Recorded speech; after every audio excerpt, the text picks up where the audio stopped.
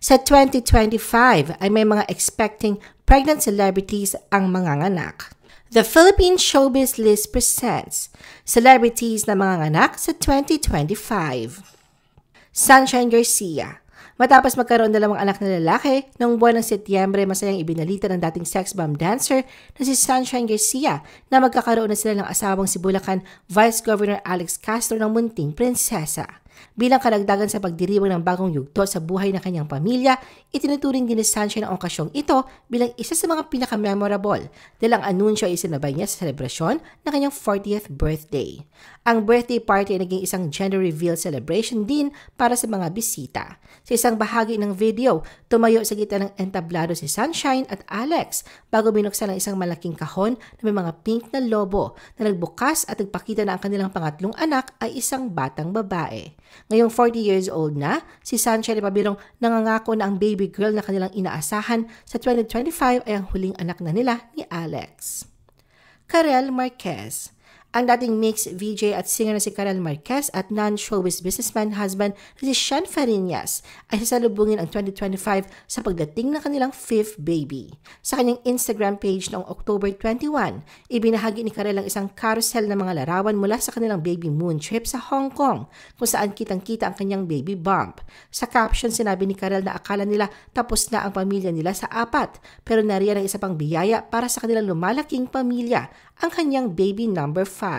Sa kanyang mga hashtag, ibinahagi ni Karel na siya ay nasa 2nd trimester at 13 weeks na kanyang pagbubuntis at ang pagdating ng baby ay magiging sanhi ng pagiging family of 7 nila. Megan Yang. 4 na taon mula ng ikasal, sa ngayon ay bagong kabanata ang papasukin ni Megan at ang mister na si Michael Daes sa pagdating na kanilang first baby. Noong September 6, 2024, ibinahagi ng mag-asawa ang isang exciting news sa social media. Pinili nilang gamitin ang kanilang hilig sa gaming at ipinakita ang anunsyo sa isang malikhaing video na inspired ng game series na Super Mario. At kamakailan lang ay masayang ibinalita ng kapuso couple na sila ay magkakaroon ng baby boy matapos nilang magdaos ng isang intimate na gender reveal party kasama ang kanilang mga kaibigan at pamilya. Sa Instagram, ibinahagi nila ang video ng gender reveal. Sa umpisa, parehong girl ang hula ng mag-asawa, pero na makita ang resulta sa laptop ay laking gulat nila na ito pala ay boy. Napahiyaw ng malakas si Megan at sumunod si Michael na napataas pa ang dalawang kamay. Pagkatapos nilang malaman ang resulta, nagtipon sina Megan at Michael na kanilang mga kaibigan at pamilya sa kanilang studio. Sa video, makikita si Megan na pumutok ng isang balloon na may blue na confetti na nagbukas ng magandang balita na magkakaroon sila ng baby boy. Masasabing hindi na nga makapaghintay pa ang mag-asawa sa pagdating ng kanilang panganay. Sa isang montage video na ibinahagi ni Michael sa kanyang Instagram page, pinakita niya mga makulay na bahagi ng kanilang love story mula nang sila'y magkasintahan, nagpakasal at hanggang sa malaman nilang buntis si Megan. Tulad ni Michael, naroon din ang labis na excitement ni Megan na makita na ang kanilang panganay. Sa katunayan sa Instagram, ibinahagi ni Megan ang mga larawan na ni Michael noong kanilang pagkabata at nagtanong tungkol sa posibleng itsura ng kanilang baby. Ibinahagi din ni Megan na natutuwa siya sa pagtingin sa kung paano sila lumago bilang mag-asawa sa paglipas ng mga taon. Tinutukoy nila ni Michael kung aling mga katangian nila ang nakuha nila mula sa kanilang mga magulang at kung paano ito maaaring ipasa sa kanilang magiging anak. Nicole Donesa. Talagang masaya ang Pasko para sa pamilya nila Mark Heras at ng kanyang asawang si Nicole Donesa dahil inihayag nila ang masayang balita ng kanilang 2nd pregnancy. Ang good news ay ibinandera mismo ni Nicole sa kanyang Instagram page noong December 24. Makikita rito ang mga larawan nila ni Mark at ng kanilang panganay na si Mark Fernando o Corky kasabay ng mga sonogram photos. Ibinahagi ni Nicole sa kanyang caption na ang pinakamagagandang regalo ay hindi laging nasa ilalim ng Christmas tree. Ayon sa kanya, ngayong Pasko, binigyan sila ng Diyos sa dalawang espesyal na regalo. Hindi lamang daw nila matutupad ang kanilang pangarap na makalipat sa bagong bahay na tinawag nilang Casa Corky, kundi binigyan din sila ng isang hindi inaasahang biyaya, ang kanilang pangalawang anak. Nagbigay rin siya ng maligayang bati sa lahat mula sa kanilang lumalaking pamilya. Sa pagtatapos ng kanyang post, sinabi ni Nicole, "The more, the merrier," na nagpapakita ng kanilang kagalakan at excitement sa paglaki ng kanilang pamilya.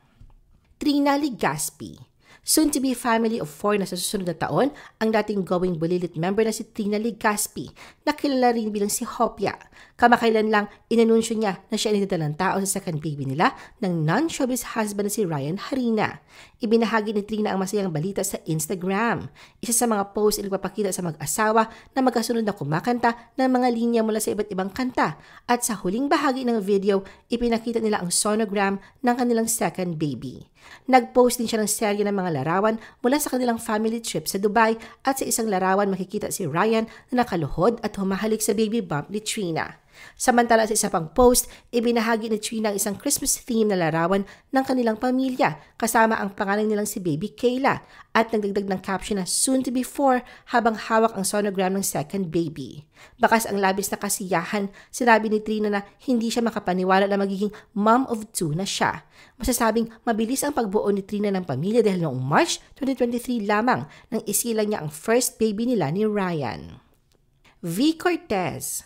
Noong Oktubre, ang Team Payaman Power Couple na sina Kong TV at V. Cortez ay masayang inanunsyo ang panibagong yugto sa kanilang buhay sa pagdagdag ng bagong supling sa kanilang munting pamilya na sasalubungin nila sa susunod na taon. Sa kanilang YouTube channel, ibinahagi ng mag-asawa ang masasayang tagpo nang malaman nilang magiging ganap na kuya na ang pangalan nilang si Zeus Emmanuel Cortez, also known as Kidlat. Nagsimula ang video ni Kong sa isang sorpresa kay V na isang one-day trip papuntang Taiwan upang matikman ang ramen na matagal niyang ninanais. Hanggang sa dahan-dahan nilang inihayag na buntis muli si V. Ibinahagi rin ni V ang balita sa kanyang Instagram sa pamamagitan ng isang heartwarming video. Ipinakita sa video si Kong at si Kidlat kung saan ay nakasuot ito ng puting shirt na may nakasulat na Big Brother. Ang soon-to-be family of 4 ay ipinakita rin ang mga larawan ng ultrasound scan. Kalakip nito ang caption ni V na "Our second tiny blessing." Sa mensahe, sinabi ni V na bawat bahagi ng buhay niya, itinuturing niyang pinakapaborito ay ang pagdating ni Kong. Ngunit hindi daw doon natapos ang kanilang kwento dahil dumating din ang kanilang anak na si Kidlat na naging isang malaking bahagi ng kanilang buhay. Ayon kay V ngayon, isang bagong kabanata ang kanilang isusulat dahil si Kidlat ay magiging kuya na at may bagong miyembro na muling magpapasaya sa kanilang pamilya. Samantala, ngayong magiging dalawa na ang batang dadalhin nila sa mundo, aminado si Kong na ninenervyos siya kaya sinabihan niya si V na wag na magagalaw pa at siya ay magtatrabaho. Sa bandang ending ng vlog, mapapanood ang pagbisita ng mag-asawa sa kanilang doktor kung saan sa kauna-unahang pagkakataon ay narinig nila ang heartbeat ng baby. Biro naman ng ilan nilang followers, nagsuggest na pangalanan namang Kulog ang ikalawa nilang baby. Iya Villania. Tiyak na masayang sasalubungin ni Iya at ang mister niyang si Drew Arellano ang 2025 sa unti-unting paglaki ng kanilang pamilya. Sa isang masaya at malikhaing reveal na ibinahagi sa Instagram noong September 4, sumayaw ang pamilya Arellano sa iconic na kantang Mambo No. 5 na siya nagpakita sa 5th pregnancy ni Iya. Habang binibilang ang mga lyrics, isa-isang itinaas ng bawat bata ang kanilang mga daliri upang itugma ang mga numero sa kanta. Sa huling bahagi ng video ay nang ipakita ang isang clip mula sa kanilang ultrasound session kung saan makikita ang kanilang baby na may nakataas na kamay na perpektong kumakatawan sa bilang na 5. At noong nakaraang buwan, nagsagawa sina Drew at Ian ng isang sweet at playful na gender reveal na tinawag nilang isang masayang sandali para sa mga bata. Bago ang malaking reveal, sinabi ni Ian na hindi na alintana ni Drew kung lalaki o babae ang kanilang magiging anak. Ganun pa man, aminado si Ian na naroon na kagustuhan niya na sana ay babae dahil sa gusto niya magkaroon din na kapatid na babae and only girl nilang si Duday. Ngunit sa huli ay binigyang diin niya na ang pinakamahalaga ay magkaroon ng malusog na baby. Sa isang heartwarming clip, tinignan ni Iya at Drew ang resulta sa kanilang cellphone at nagpalitan ng isang makahulugang ngiti. Pagkatapos, tinipon nila ang kanilang mga anak na sina Primo, Leon, Alana at Astro upang ibahagi ang magandang balita. At dito inanunsyo na baby girl ang magiging bunso ng pamilya. Kaugnay na kanyang pagdadalang tao sa isang podcast interview, inamin ni Ian na hindi nila planado ito at nagulat din sila ni Drew. Ayon sa kanya, madalas yung sabihin sa mga tao na wala silang plano na magkaroon pa ng karagdagang anak, ngunit tatanggapin nila ito kung mangyari. Sa edad nga raw na 38 at ina ng 4 na anak, inaasahan daw niya ang mga karagdagang hamon sa pagbubuntis na ito at aminin man niya may mga takot siya. Ayon kay Iya, haharapin niya ang pagbubuntis ng pareho sa mga nakaraan, ngunit magiging maingat siya na bawat pagbubuntis ay iba. Gagawaan niya siya ng mga pagbabago kung kinakailangan ng kanyang katawan.